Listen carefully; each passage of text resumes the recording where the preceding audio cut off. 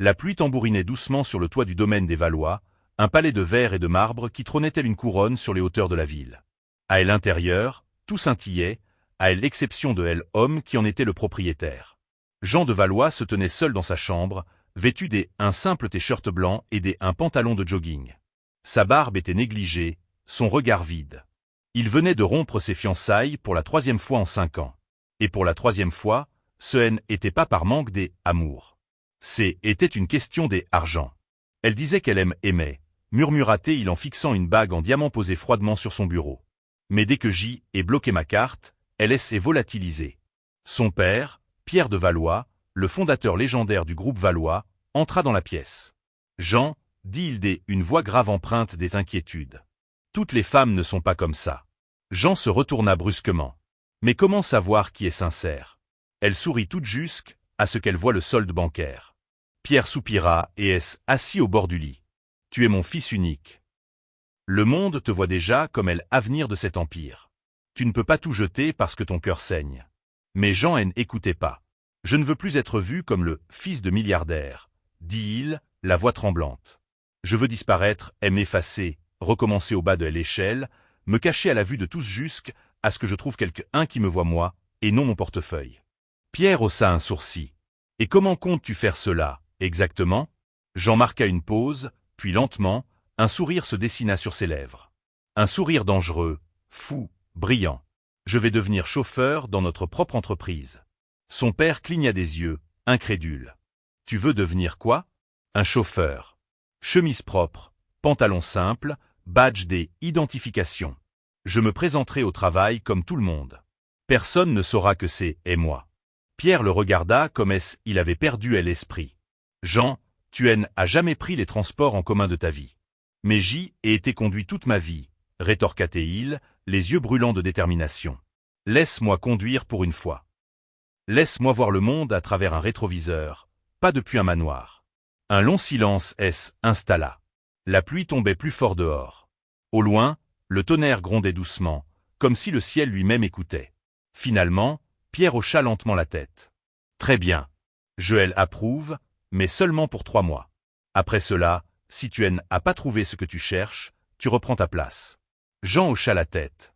Marché conclu. Le lendemain matin, Jean avait disparu des réseaux sociaux. Son numéro était coupé, son nom effacé des registres publics de l'entreprise. Et ce même lundi, un nouveau chauffeur discret se présenta au portail du groupe Valois. Il portait des chaussures bon marché, un uniforme emprunt et tenait un repas préparé par son ancienne gouvernante qui avait élevé comme un fils. Son badge indiquait « Jean L, personnel de transport ». Et juste comme ça, le milliardaire disparut, non pas en exil, mais sous un déguisement. La cour de entreprise bourdonnait du chaos habituel du lundi matin. Les agents de sécurité faisaient signe aux voitures de passer. Les agents des entretiens nettoyaient le sol en marbre comme des soldats sous commandement. Et les réceptionnistes passaient en hâte sur leurs talons, portant dossiers et frustrations.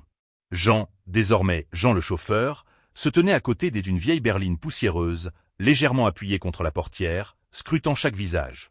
Il ne cherchait pas le statut. Il cherchait l'honnêteté. Est alors qu'elle apparut. Une jeune femme mince à la peau mate, vêtue d'une robe bleu marine, franchit le portail principal. Le regard concentré, les lèvres serrées. Ses cheveux frisés rebondissaient à chaque pas. Pas de maquillage, pas d'accessoires, juste un sac en cuir usé en bandoulière et une pochette noire à la main. Elise. Elle ne marchait pas comme quelqu'un essayant de les impressionner. Elle marchait comme quelqu'un essayant de survivre. Jean la regarda arrêtée à entrée principale. La réceptionniste la chassa un geste de la main, comme on chasse une mouche. Pas de rendez-vous aujourd'hui, aboya la réceptionniste. Mais je travaille ici, répliqua sèchement Élise. Vérifiez le nom. Élise Martin, intérimaire à accueil. La réceptionniste leva les yeux au ciel et déverrouilla le portique. Élise marmonna quelque chose dans sa barbe et engouffra à l'intérieur. Jean laissa échapper un petit rire. Mais avant que l'il ne puisse se détourner, Élise fit volte-face. « Vous trouvez ça drôle ?»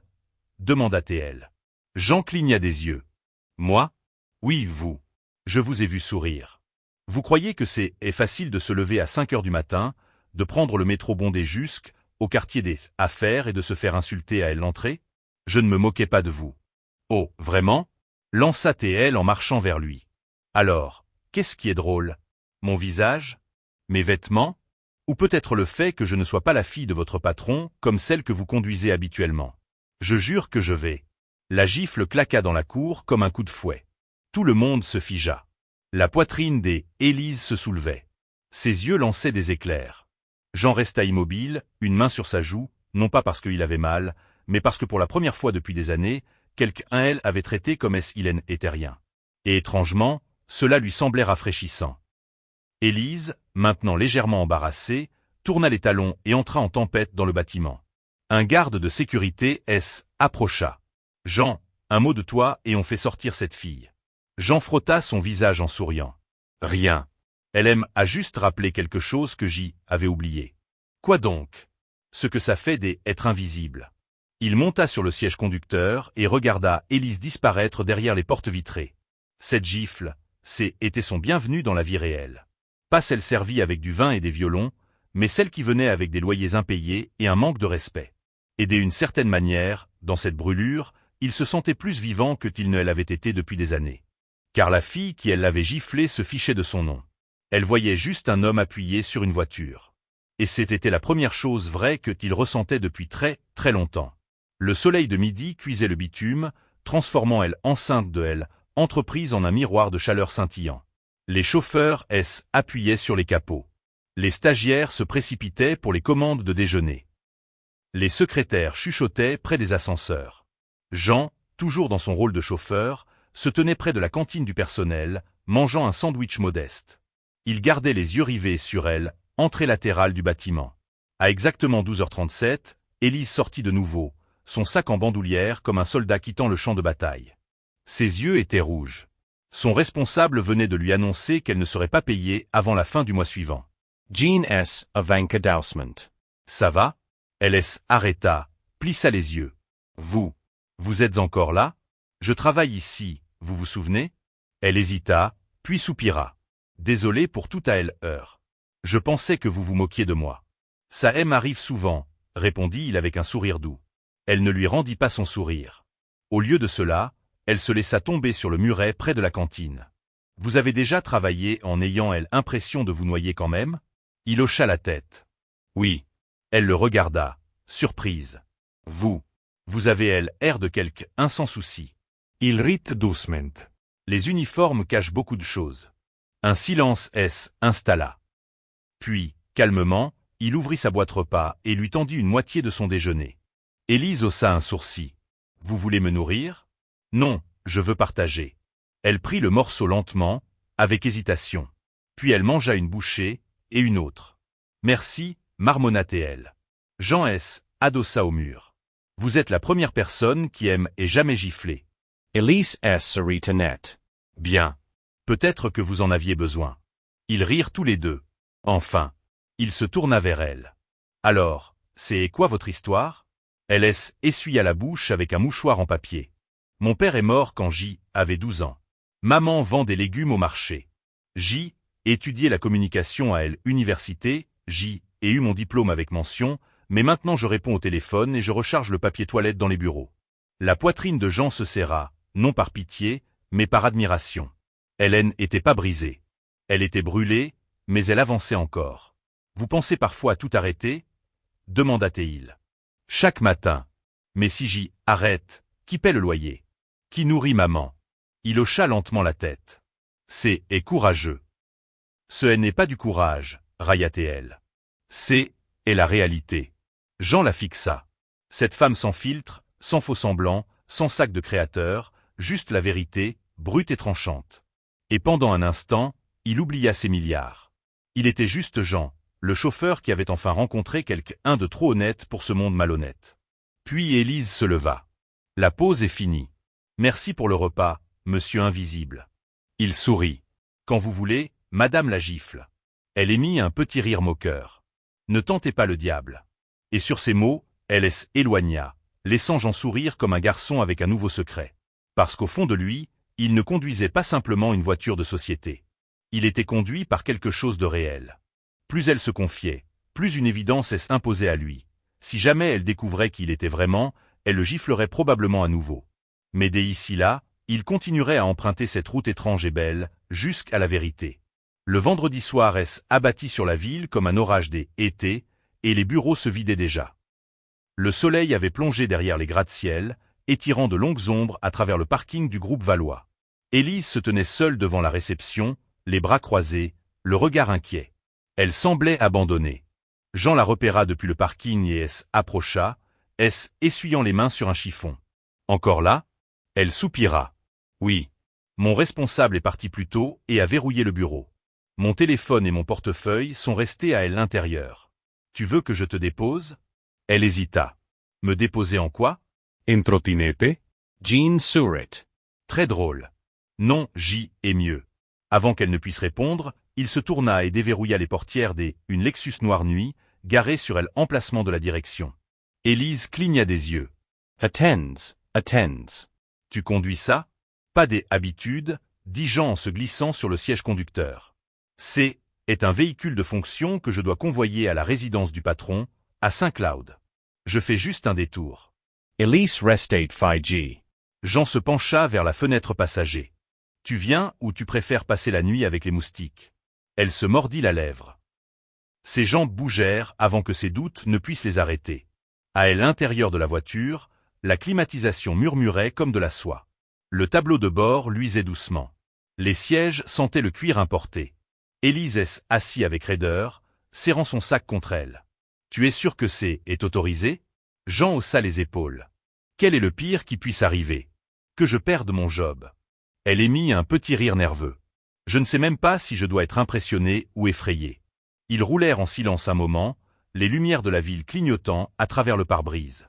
Puis Élise parla doucement. Tu sais, tu me déroutes. Tu es chauffeur, mais tu parles comme quelqu'un qui a voyagé. Tu as les manières de quelqu'un qui a reçu une éducation stricte. Et là, tu conduis la voiture un milliardaire comme si elle t'appartenait. Jean sourit, les yeux rivés sur la route. Je suis peut-être juste observateur. Ou peut-être que tu et pas celle que tu prétends être. Il rit, mais le son sonna faux. Elle se tourna vers la vitre. Je n'aime pas les menteurs, Jean. Mon dernier copain disait être architecte. Il est avéré qu'il squattait chez des amis et utilisait mon argent pour financer son train de vie. Les mains de Jean se crispèrent légèrement sur le volant. Je ne suis pas lui. Élise hocha lentement la tête. Tant mieux. Puis, sans prévenir, elle ajouta. C'est la chose la plus gentille qu'on ait faite pour moi depuis des mois. Jean lui jeta un coup d'œil. C'est juste un trajet. Exactement, dit elle. Pas des attentes, pas de jeu, juste de la gentillesse. Ils atteignirent sa rue, dans un vieux quartier où les caniveaux sentaient la pluie et où les lampadaires fonctionnaient rarement. Elle descendit calmement, ferma la portière, puis se pencha par la fenêtre ouverte. Merci, Jean. De rien. Elle marqua une pause. La prochaine fois, évite ce genre de voiture. Tu vas gâcher le mystère. Puis elle s'éloigna dans la nuit. Jean resta immobile, le cœur battant. Pas à cause du danger d'être découvert, mais par la beauté d'être vu. Non pas pour la voiture qu'il conduisait, mais pour le silence qu'il partageait. Et au fond de lui, il le savait, cette route devenait dangereuse. Car cette fille commençait à compter beaucoup trop. Le lundi arriva avec son lot de tempêtes. Pas celle du ciel, mais celle des rumeurs qui flottaient comme de la fumée dans les couloirs du groupe Valois. Élise arriva au travail tôt, elle humeur plus légère que des habitudes. Elle avait pensé à Jean tout le week-end, au trajet, à sa façon d'être écoutée, au fait que pour une fois dans sa vie, quelqu'un avait fait quelque chose de bien sans rien attendre en retour. Mais la paix ne dure jamais longtemps dans les lieux bâtis sur Orgueil. Alors qu'elle rangeait des dossiers, Valérie, l'assistante du directeur, se pencha vers elle et chuchota. « Toi et le nouveau chauffeur ?» Élise cligna des yeux. « Pardon? Valerie Surratt Profidement. » Ne joue pas les innocentes. Je t'ai vu descendre de cette Lexus. Qu'est-ce que tu as fait pour l'impressionner? Tu a encore giflé? Élise leva les yeux au ciel et se détourna, mais Valérie en avait pas fini. Fais attention. Ce type a le visage trop propre, trop confiant. Il cache quelque chose. Elise Sarita. Ces mêmes pensées avaient valsé dans son propre esprit depuis des jours. Plus tard cet après-midi-là, elle décida de tester l'histoire de Jean. Elle entra dans la salle de pause des chauffeurs et le trouva en train de lire un manuel de politique interne. Sa chemise était déboutonnée en haut, révélant une fine chaîne en or. « Salut », dit-elle. Il leva les yeux, souriant. « Salut ». Elle jeta son sac sur la table et assis près de lui. J. et réfléchit. Ça semble dangereux, taquina-t-il. Elle ignora la plaisanterie. Qu'est-ce que je t'ai dit sur les mensonges? J. et cherchait ton dossier aux ressources humaines. Le sourire de Jean effaça. Élise se pencha vers lui. Il n'y a aucun Jean L. dans la base de données de telle entreprise. Il s'effigea. Elle croisa les bras. Qui es-tu vraiment? Jean la fixa, cherchant une trace de menace dans ses yeux. Puis, lentement, il adossa à sa chaise. J. et utilisait un faux nom. Mon vrai prénom est Jean. Juste Jean. Mais J. avait besoin de ce travail. Il te plaît, ne dis rien à personne. Je vais me faire virer. Élise étudia, le cœur battant de suspicion. Aider autre chose. Mentaille-t-il? Ouen était ce qu'un homme désespéré essayant de garder la tête hors de l'eau. Son visage adouci. Je ne dirai rien. Mais si je découvre que tu joues avec moi, ce n'est pas le cas, dit-il rapidement. Je te le promets. Elle se leva. Tant mieux. Parce qu'on s'est déjà joué de moi, et je n'en remets pas deux fois. Elle sortit, ses talons claquant plus fort que ses doutes. Jean expira lentament. Il avait dit une moitié de vérité. Et cette moitié avait failli tout lui coûter. De retour à son bureau, Élise trouva une enveloppe qui elle attendait. À l'intérieur se trouvait une convocation pour un séminaire de formation, un week-end de retraite avec les cadres dirigeants. Elle cligna des yeux sous le choc. Elle n'avait pas postulé. En parcourant le document, ses yeux se plissèrent sur la signature au bas de la page. Approuvé par M. Jean de Valois. Son soufflé se coupa. Elle se tourna brusquement vers les fenêtres de la salle du conseil, là-haut. Derrière la vitre, une silhouette se tenait debout, costume sombre, main dans le dos, observant. Elle estomadait, Élise se noua. Non, murmura-t-elle. Venait-elle de tomber amoureuse de elle, homme même qu'elle avait juré de ne jamais croire? Jean était-il le milliardaire lui-même? Mais si oui, pourquoi ce déguisement? Et que voulait-il vraiment? Elle n'avait pas encore de réponse. Mais à la fin du week-end, elle en aurait. Le samedi matin arriva avec une brume épaisse accrochée aux fenêtres du domaine. Était une villa discrète en périphérie de la ville, où le groupe Valois organisait parfois des formations pour ses cadres supérieurs. Élise descendit du bus nerveusement, serrant son dossier. Elle n'était pas censée être là. Elle n'avait pas le profil. Mais quelqu'un avait mis son nom sur la liste, et elle avait intention de découvrir qui. À l'intérieur, des cadres en costume discutaient autour du petit déjeuner, lançant des termes comme marge bénéficiaire et rebond trimestriel. Élise se tenait maladroitement dans un coin, vêtue d'un chemisier simple et d'une jupe, le regard passant d'un visage à l'autre. Puis, telle une ombre, Jean apparut derrière elle. « Tu es venu » dit-il. Elle se retourna. Sa voix était glaciale. « Pourquoi suis-je ici, Jean ?» Il sourit. « Peut-être que quelqu'un pensait que tu méritais mieux. » Elle plissa les yeux. « Tu n'es pas juste un chauffeur, n'est-ce pas ?» Il regarda autour de lui et chuchota. « Pas ici.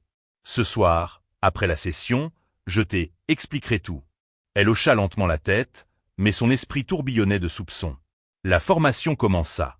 Élise écoutait, mais ses yeux dérivaient sans cesse vers Jean, qui se déplaçait comme s'il était chez lui, qui parlait au manager comme à des égaux, qui en savait trop pour quelqu'un qui portait un badge de transport. Quand le dernier séminaire se termina vers 20h, elle le suivit silencieusement à travers le sentier du jardin, derrière la villa. Ils arrêtèrent près d'un banc isolé, non loin une petite fontaine. « Parle, dit-elle. Jean assis. Je ne mentais pas. Mon prénom est bien Jean. Mais mon nom complet est Jean de Valois. Élise se figea. Le fils du propriétaire. Il hocha la tête. Elle recula lentement. Donc tout ce temps, les gifles, les trajets, le déjeuner. Tu me testais? Non, dit-il vivement. Je évadais. Je ne voulais pas de quelqu'un qui aime pour mon nom. Je voulais quelqu'un qui me voit moi à bord, et mon portefeuille ensuite. Et tu as pensé que prétendre être pauvre était la solution? Je n'avais pas prévu de tomber amoureux de toi, dit-il. Mais est arrivé. Brutalement. Élise se détourna, les larmes menaçant de couler. Tu la fait ouvrir à quelqu'un qui n'était pas réel. J'y étais réel, chuchota-t-il. Chaque moment, chaque mot, c'était moi. Elle secoua la tête. Tu aurais dû me le dire. Je ne pouvais pas. Pas avant d'être sûr. Élise s'éloigna, mais le destin n'en avait pas fini. En entrant dans la villa principale, elle heurta de plein fouet Valérie, un verre de vin à la main et un sourire narquois aux lèvres. Le garçon chauffeur et la réceptionniste sous les étoiles, ricana Valérie. J. est tout vu. Élise la foudroya du regard. Mêle-toi de tes affaires. Valérie leva son téléphone. Trop tard. Déjà enregistré. Toute elle, entreprise va adorer ça. Élise S. élança, mais Valérie S. éclipsa en riant. Le lundi, la vidéo était partout. Groupe de discussion, fil des actualités du personnel, même les agents des entretiens, elle, avaient vu. Élise se tenant trop près de Jean, le mystérieux chauffeur. Les murmures grondaient plus fort que la vérité. Mais le coup de grâce tomba lors de la réunion exécutive du lundi, lorsque Pierre de Valois se tint devant toute elle entreprise et déclara « Mon fils a été parmi vous pendant 3 mois, non pas comme un patron, mais comme un chauffeur. Et aujourd'hui, vous allez voir pourquoi. » Il actionna une télécommande. Le projecteur s'alluma et sur l'écran, apparut Élise, riant, parlant, giflant, se tenant aux côtés des 1 milliardaire sans le savoir. Le silence qui suivit la fin de la vidéo fut plus lourd que du plomb. Les cadres restèrent figés, évitant les regards. Le DRH laissa tomber son stylo. Et Élise, elle était introuvable. Jean se tenait calmement aux côtés de son père, non plus habillé en chauffeur, mais dans un costume bleu marine sur mesure qui lui allait comme une seconde peau. Ses cheveux étaient impeccablement coupés. Sa voix, quand il parla enfin, résonna dans la salle de conférence comme le tonnerre dans une cathédrale. « Oui, dit-il. J. est prétendu être elle un des vôtres, non pas pour la blague, mais pour la vérité. » Personne ne répondit. Il scruta la salle, mais le seul visage que qu'il cherchait avait disparu. Élise avait quitté le bâtiment avant même que la vidéo ne finisse de jouer. Des heures plus tard, une bruine légère tombait sur Saint-Denis lorsque Jean frappa doucement à la porte de son appartement. Son cœur battait la chamade sous son costume. Aucune réponse. Il frappa de nouveau. La porte entr'ouvrit dans un grincement. Élise se tenait là, enveloppée dans une simple robe des intérieurs. Pas de maquillage, plus de feu dans le regard cette fois. Juste de tel épuisement. « Je suis désolé, dit Jean. J. aurait dû te le dire. » Elle ne bougea pas. « Je ne voulais pas t'humilier, poursuivit-il. Je voulais seulement voir si amour existait encore dans un monde où tout a un prix. » La voix des Élise sortit, basse et rauque. « Et qu'as-tu trouvé ?» Il la regarda intensement. « Toi. Et c'est pour cela que ça fait plus mal que tout. » Elle se détourna. « Sais-tu ce que ça fait de faire enfin confiance à quelqu'un pour découvrir qu'on t'ait observé comme un sujet des expériences ?» J'en fis un pas en avant. « Je ne t'ai observé pas. J. apprenais de toi.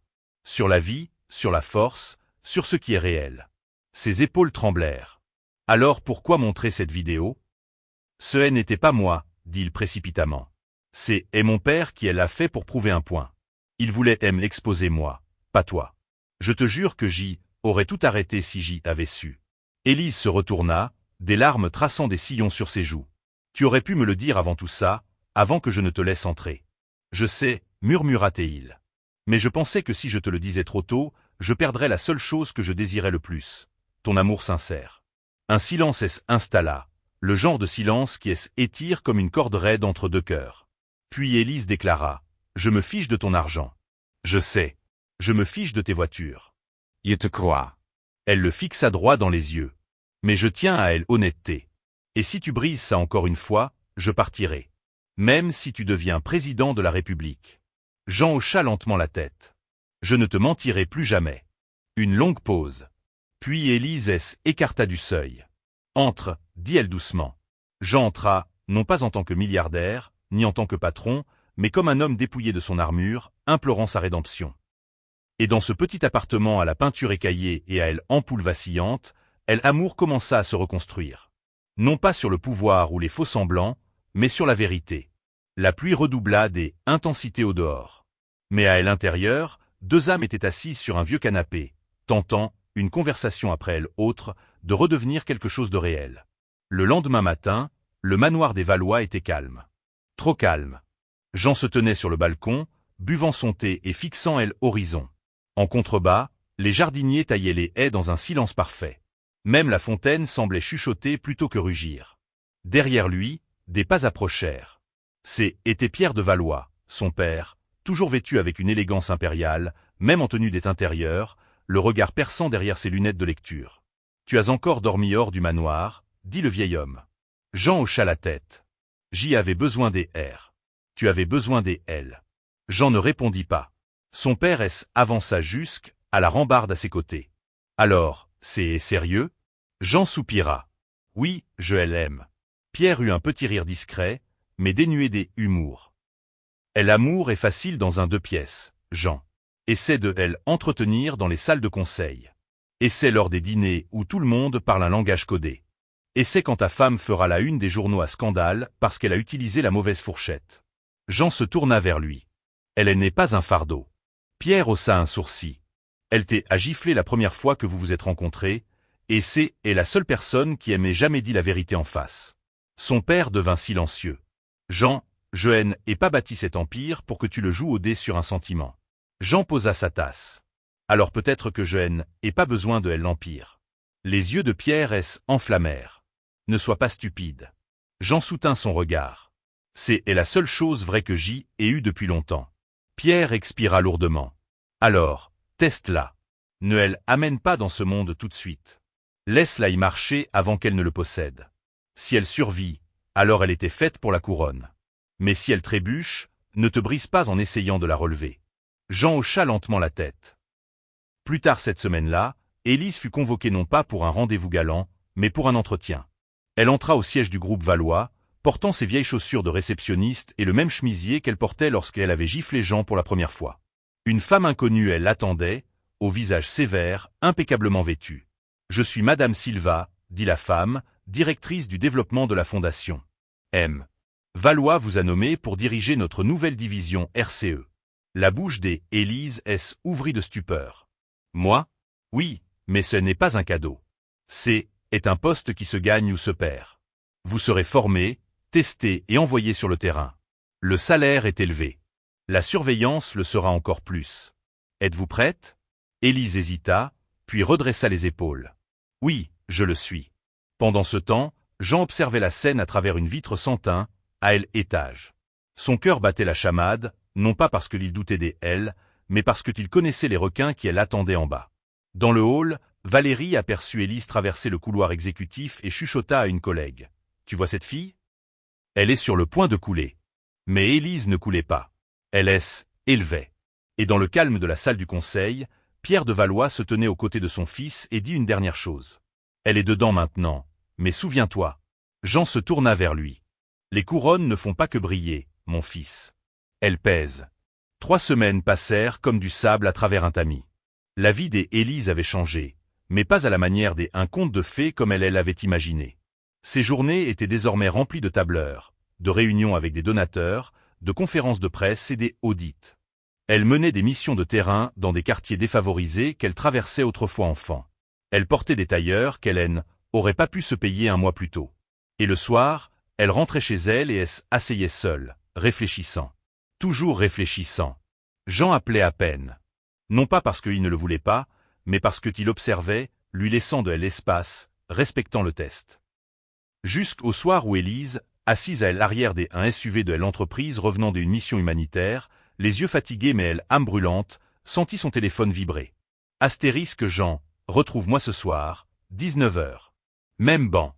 Astérisque elle fixa le message, puis répondit, astérisque des accords.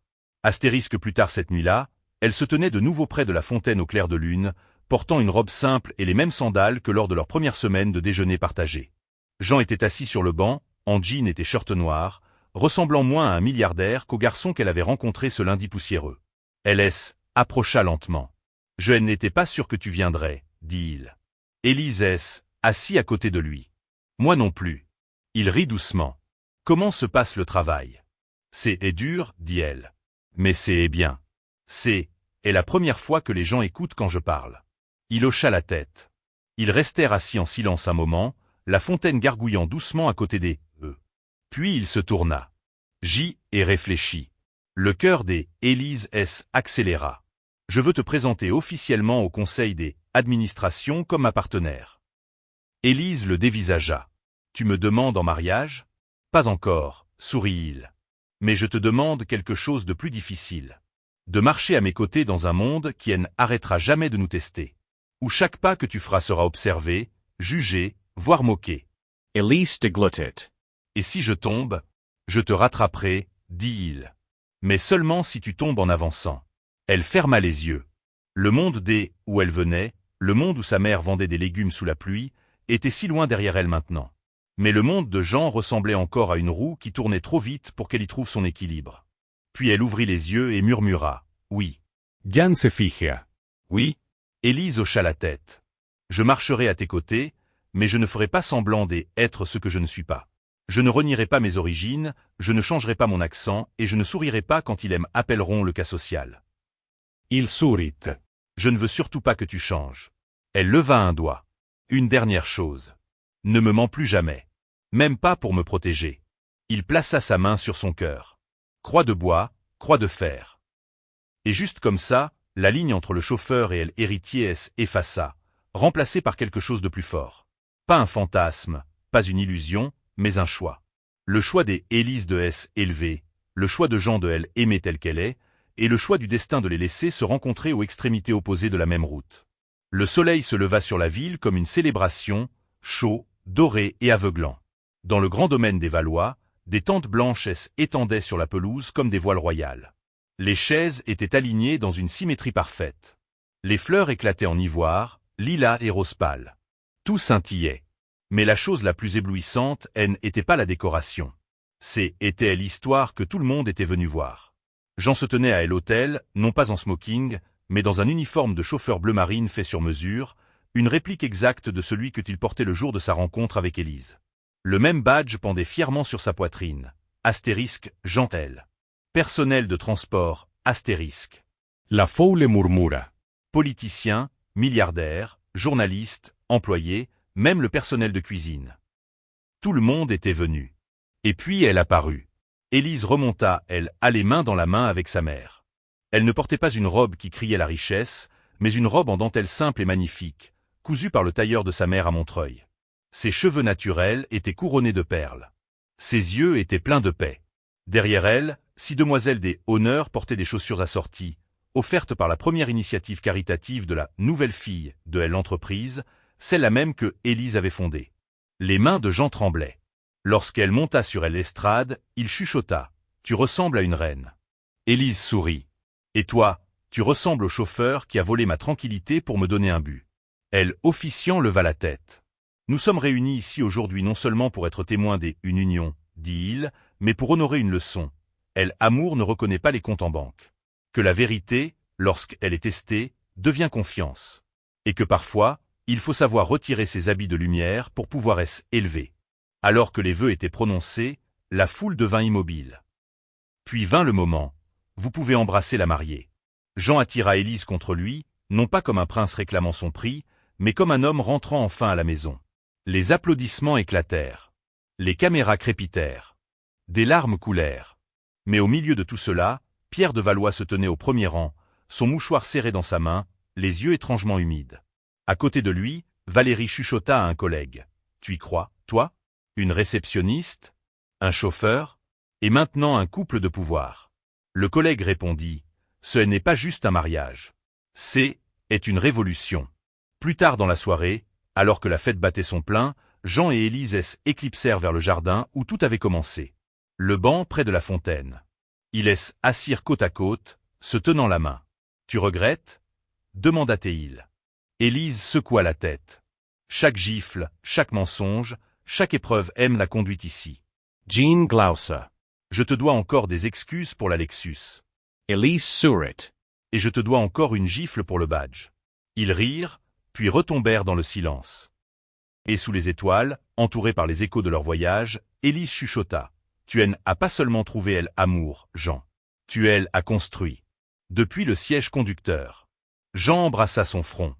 Et quelque part, un garçon pauvre regardant la scène sur une télévision dans un kiosque de rue sourit, parce que pour la première fois, il voyait une histoire qui ne parlait pas de la richesse gagnant amour, mais de amour transformant la richesse.